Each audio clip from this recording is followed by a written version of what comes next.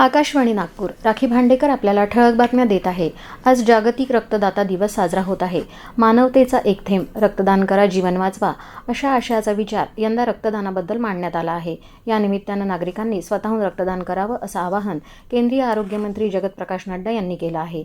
एखाद्या व्यक्तीला नवं जीवन प्राप्त करून देण्यासाठीचं हे सर्वात प्रभावी आणि पवित्र कार्य असल्याचं नड्डा यांनी समाज माध्यमावरील आपल्या संदेशात म्हटलं आहे. DRDO अर्थात संरक्षण संशोधन आणि विकास संस्थेनं लांब पल्ल्याच्या बॅलिस्टिक क्षेपणास्त्रांविरुद्ध बहुस्तरीय संरक्षण आणि मध्यम पल्ल्यावरील जहाजांना लक्ष्य करणाऱ्या क्षेपणास्त्रांच्या 3 यशस्वी चाचण्या घेतल्या. त्याबद्दल संरक्षण मंत्री राजनाथ सिंह यांनी DRDOचं अभिनंदन केलं आहे. या चाचण्यांमुळे आक्रमक आणि प्रतिरोधक अशी क्षेपणास्त्र बाळगणाऱ्या निवडक देशांमध्ये आता भारताची गणना होते, असं सिंग यांनी समाज माध्यमांवर म्हटलं आहे.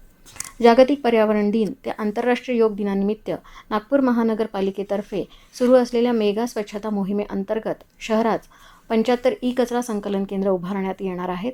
सकाळी 10 ते सायंकाळी 5 वाजेपर्यंत नागरिकांनी घरातील आणि कार्यालयातील निरुपयोगी इलेक्ट्रॉनिक वस्तू या केंद्रावर जमा करता येणार आहेत. ई-कचरा सामान्य कचऱ्यात न फेकता मनपाच्या संकलन केंद्रावर जमा करून स्वच्छ आणि पर्यावरणपूरक शहर घडविण्यास हातभार लावण्याचं आवाहन महापालिकेनं केलं आहे.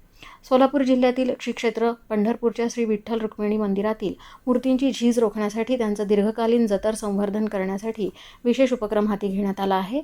या पार्श्वभूमीवर येत्या 23 आणि 24 जून रोजी श्री विठ्ठल रुक्मिणी मंदिर दर्शनासाठी बंद ठेवण्यात येणार आहे.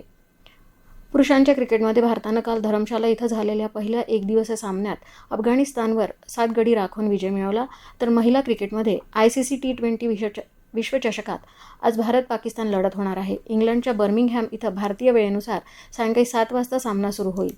इंडियन ॲथलेटिक्स सिरीज स्पर्धेत छत्रपती संभाजीनगरच्या तेजस शिरसे यानं पुरुषाच्या 110 मीटर अडथळ्यांच्या शर्यतीत अवघ्या 13 सेकंद 27 मिलीसेकंदात अंतर कापून नव्या राष्ट्रीय विक्रमाची नोंद केली. या कामगिरीमुळे तेजस याच वर्षी होणाऱ्या राष्ट्रकुल क्रीडा स्पर्धेसाठीही पात्र ठरला आहे. याबरोबरच हे बातमीपत्र संपलं.